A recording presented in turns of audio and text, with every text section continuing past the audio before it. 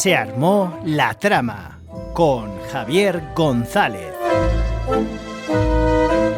Todos los miércoles en Onda Cero Puerto Llano. Se armó la trama.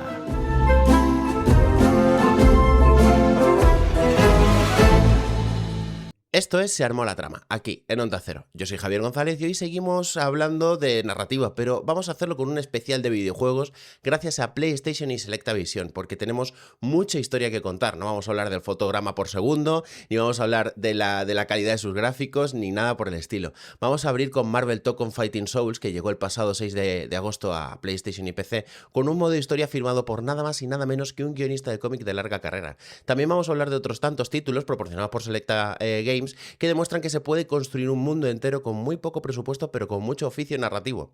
El programa de hoy tiene un villano cósmico que colecciona universos como quien colecciona cromos, una orden de cazadores nocturnos nacida en Jaén, una criada que detiene el tiempo para desenmascarar a su propia jefa y un demonio de las profundidades reclamando la sangre de dioses caídos. Vamos a empezar. En el radar literario tenemos el plato fuerte, porque aquí hay más guión del que uno esperaría en un juego de lucha. Y es que Marvel Tekken Fighting Souls, desarrollado por Arc System Works y publicado por Sony, llegó el pasado 6 de agosto a PlayStation 5 y PC. Y aunque su corazón sigue siendo el combate de toda la vida de máquina recreativa que recordamos algunos de los 80 con nuestros buenos botones y nuestra palanca, que luego ha evolucionado a otra serie de tantos videojuegos parecidos, el estudio ha decidido tomarse muy en serio la parte de contar una historia, porque el llamado Episode Mode o el modo historia está escrito por Kieron Gillen, un guionista de cómic con currículum de los que hacen mucho ruido. Firma clásicos como Uncanny X-Men, la aclamada The Wicked Más Divine y Phonogram. Así que no hablamos de un encargo a alguien cualquiera, sino de alguien que sabe exactamente cómo construir un elenco coral sin que se pise entre sí. Cosa nada sencilla. La trama arranca con la llegada de dos villanos completamente nuevos creados para la ocasión.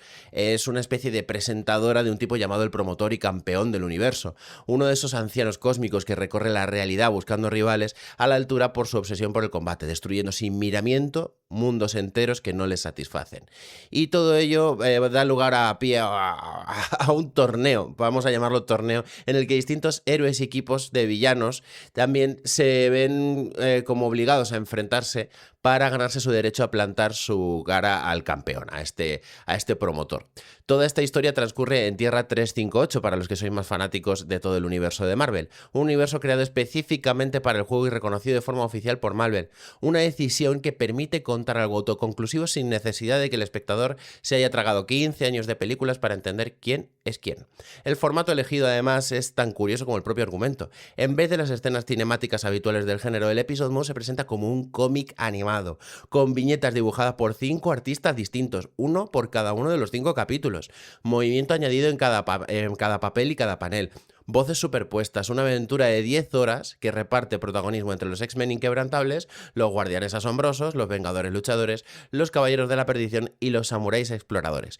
Yo empecé con los X-Men por un poquito viejuna y demás, pero es verdad que luego te puedes hacer tus propios equipos personalizados para competir contra otros amigos, ¿eh?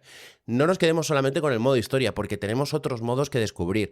Y más allá de las peleas de toda la vida, que por supuesto siguen entreteniendo y sigues disfrutando, el hecho de tener a todos dibujados a mano es una cosa espectacular, ya os lo puedo decir. Completamente doblado al castellano, detalle que para muchos es muy importante en este sentido. La crítica ya ha podido probar que el juego coincide con la trama, y siendo sincero funciona como una excusa como protagonista. El campeón pone la amenaza sobre la mesa, cada equipo aporta su propia dinámica interna y el verdadero interesante está en ver cómo la estructura clásica del torneo se transforma visualmente en algo que parece saltar de la página impresa a una serie de animación sin perder nunca su identidad de viñeta. Esto es, por tanto, para mí una de las cosas más importantes, una historia con una complejidad desbordante. Dentro de lo que son siempre los superhéroes y hay que entenderlo, pero es que tampoco pretende ser otra cosa. Su función es reunir al mismo equipo de toda la vida de superhéroes que ya conocemos en un mismo ring, para que tengamos distintos trajes, distintos movimientos, distintas voces. Por cierto, la de Lobezno se conserva de las películas al videojuego, y Marvel de hecho ha aprovechado el tirón narrativo publicando en papel un cómic independiente llamado First Strike, ambientado en este mismo universo. Así que la frontera entre el videojuego y el cómic de toda la vida, en este caso concreto, se ha difuminado bastante más de lo habitual. En los cotilleos de tinta vamos a hablar de, bueno, vamos a pasar de Nueva York a Jaén, por difícil que parezca, pero así es, porque toca hablar de Hunt of the Night, el RPG de acción del estudio español Moonlight Games, que el pasado 29 de junio llegó por fin en formato físico a las tiendas de toda España para PlayStation 5 y Nintendo Switch, de la mano de la distribuidora Selecta Play. La noticia en sí es sencilla, un estudio pequeño consiguiendo una estantería física después del lanzamiento digital en 2023, por lo que se hace muy interesante en este programa precisamente por la mitología que hay detrás que ha convencido a tanta gente como para llegar hasta ahí. Y es que Hunt the Night transcurre en la novena edad de la humanidad, en un mundo llamado Medram gobernado por un ciclo brutal. Durante el día mandan los humanos, durante la noche mandan unas criaturas que aniquilan cualquier atisbo de civilización, obligando a la humanidad a levantarse de sus cenizas una y otra vez. En algún momento de esta historia alguien encontró el llamado sello de la noche, un artefacto capaz de detener el ciclo y mantener el día eterno. Durante ese tiempo eso trajo la paz, pero el artefacto se rompió. La noche volvió a acampar a sus anchas y aquí es donde entra Vesper Blackbone, protagonista y miembro de la Orden de los Acechadores, un grupo que aprendió a usar la propia oscuridad como arma contra los horrores nocturnos.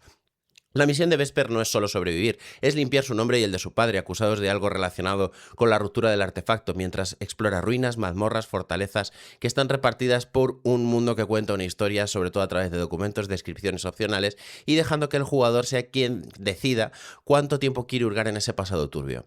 Que un estudio nacido en Jaén, con apenas un puñado de personas detrás, haya construido una mitología de ese nivel, con una coherencia interna y encima haya acabado convenciendo a una distribuidora tan importante como esta para sacarla en caja física 3 años después de su estreno digital, es de esas noticias que a mí me encanta dar en este programa. Siempre a tope con los estudios indies. No soy el mayor fan de los videojuegos indies, eso lo sabéis todos los que me lo habéis, me habéis conocido por las redes, aquí por el programa de la radio, me conocéis en persona. No soy el mayor fan de los videojuegos indies, pero sí soy muy fan de apoyar a todas aquellas personas que con estudios grandes, estudios pequeños y demás, pero le ponen tanto amor y tanto corazón a un proyecto y consiguen llegar tan lejos. Desde aquí todo mi cariño a esta gente porque se lo merece.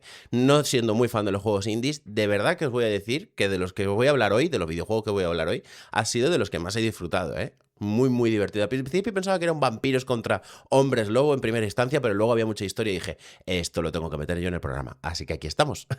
Vamos a pasar a las 3 recomendaciones, que por supuesto también vienen de Selecta Play y son videojuegos indies. Vamos a hablar de algo que comparten muy concreto. Son mundos construidos por estudios diminutos que han apostado fuerte por la mitología propia, antes que por el músculo técnico. La primera recomendación es, voy a intentar pronunciarlo bien porque... el primer nombre es raro, pero luego es Luna Nights, que es como nos referimos todos al videojuego, que es Touhou Luna Nights, del estudio japonés Team Ladybug, publicado por PlaySim en 2019. Aquí el argumento tiene su miga. Remilia Scarlet, la vampira que gobierna la mansión de Scarlet Devil, envía sin explicación alguna a su criada Sakuya Izayoi, capaz de manipular el tiempo a un mundo que se parece mucho a Genshoiko. Lo estoy pronunciando mal, seguro, pero el japonés no es mi lengua mater, pero que no lo es del todo, despojándola además de sus poderes. A partir de aquí, la historia funciona como una investigación disfrazada de un Metroidvania. Sakuya recupera sus habilidades poco a poco mientras descubre que ese mundo paralelo esconde una verdad incómoda sobre las intenciones reales de su propia señora, dando la vuelta a la relación de confianza entre criada y ama que sostenía toda la premisa inicial. Lo interesante es que la trama se cuenta casi con un diálogo explicativo, apoyándose en el diseño de niveles, en los enfrentamientos contra el resto del elenco de Touhou y convertidos aquí en piezas de un rompecabezas narrativo más simple, más que simples jefes finales. No hace falta conocer el universo original para seguir el hilo, aunque los fans de la saga aquí encontraron una capa entera de guiños que se les escapará a todos los demás. Por cierto, yo he sido uno de ellos, pero me lo he pasado pipa. Al principio dije, esto es como un Super Mario, pero como muy cookie. Y luego descubrí que no, que había una chicha interna, había lore, como se dice ahora, para bastante rato. La segunda recomendación es Anima Gate of Memories 1 y 2 Remaster, del estudio valenciano Anima Project, que reconstruye los 2 primeros videojuegos de la saga, publicados originalmente en 2016 y 2018, y basados en Anima Beyond Fantasy, el juego de rol de mesa que Carlos B. García lleva construyendo desde 2005 con décadas de trasfondo acumulado. La historia sitúa al jugador en el mundo de Gaia, donde la portadora de calamidades y Ergo Mundus, un demonio encerrado dentro de un libro, deben recuperar un objeto robado llamado Biblos. Aquí está el detalle que interesa en este programa. Las dos entregas transcurren en paralelo. Eso me volvió completamente loco. Contando la misma cronología desde perspectivas distintas, de modo que jugar a The Nameless Chronicles antes que Gate of Memories destroza un poco la trama y deja al jugador sin entender buena parte de lo que ocurre. Es una estructura narrativa poco habitual en el género, más cercana a cómo se construyen ciertas novelas corales que a la típica secuela lineal. Así que la crítica ha señalado que hay defectos de diseños heredados del original, especialmente en las secciones de plataformas, pero nadie discute que la ambición narrativa y el origen literario de ambos, nacida de décadas de universo de rol de mesa, sigue siendo el gran atractivo de la saga. Y por eso lo tenemos en este programa.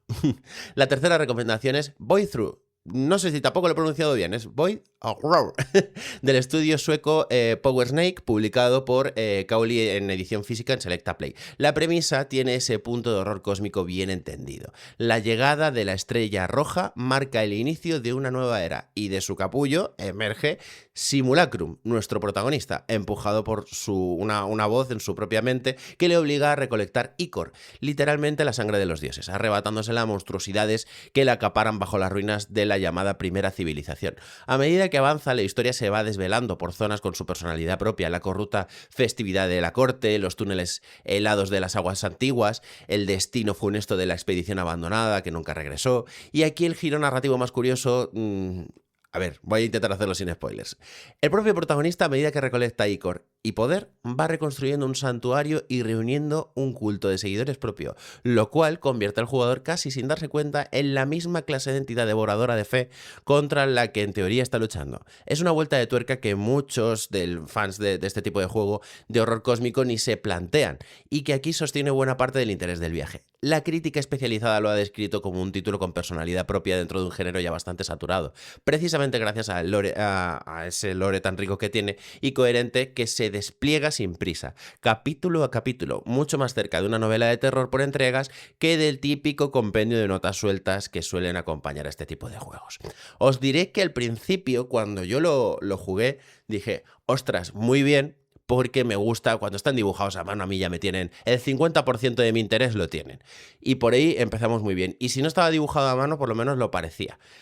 ¿Qué ocurre? Que yo no entré tan fuerte como muchos de mis amigos en el videojuego de Hollow Knight, si recordáis, que además tiene una segunda entrega que salió hace muy poquito. Y no entré tan fuerte, me da mucha pena porque lo he intentado muchas veces, pero sin embargo en este entré de lleno, siendo un juego del mismo estilo, de las mismas características. Por lo que sea, tiene algo que me ha picado muchísimo más en esa parte de atrás del cerebro que hace cosquillitas y que dice, estoy disfrutando de esto, quiero saber más.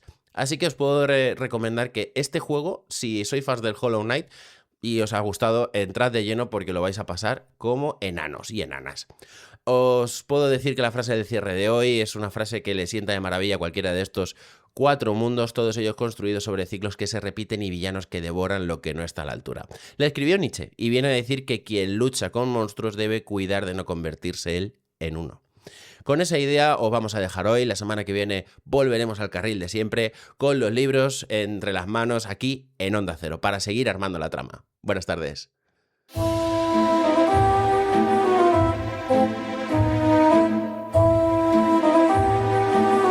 Se armó la trama con Javier González. Todos los miércoles en Onda Cero Puerto Llano. Se armó la trama.